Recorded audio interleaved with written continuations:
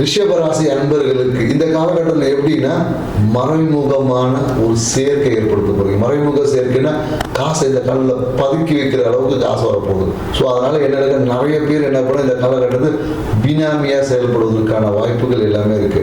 So இந்த காலகட்டத்தில் உங்ககிட்ட வரக்கூடிய பணத்தை உங்களுடைய மனைவி இல்லை உங்கள் நண்பர்களிட கொடுத்து மறைமுக சேமிப்பு அதிகரிக்கப்படுங்க.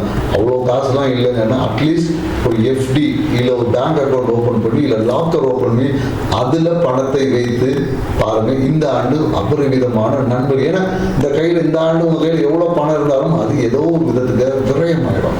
ஸோ அப்போ பணத்தை சேமிக்கணும்னு உங்கள் கையில் இல்லாமல் வேற எங்கேயாவது எடுத்து வச்சிங்கன்னா அந்த பணம் அபரிமிதமாக பெருகும். அதே போல் என்னக்கா இந்த காலகட்டத்தில் நிறைய காதல் திருமணம் இருக்கு. நிறைய பேர் என்னக்கா சரியான நபரை காதலிங்க அப்படின்ற ஒரு அட்வைஸ் இருக்கு. திருமணம் என்பது எப்போதும் என்னன்னாக்கா ஒரு பிரச்சனையா வந்துட்டு சரியாகும். அதனால என்னக்கா கணவன் மனைவி உறவுல ஒரு சிறிய கசப்பு ஏற்படும். குறிப்பா என்னன்னாக்கா அந்த உங்க வாழ்க்கை துணை குடும்பம் சார்ந்த விஷயத்துல இருந்து ஒரு ஆள் வந்து தேவையில்லாம பிரச்சனை ஏற்படுத்துவாங்க. ஸோ அந்த பிரச்சனையை ஆரம்பத்தில் கிளி போட்டீங்கன்னு வச்சுக்கல.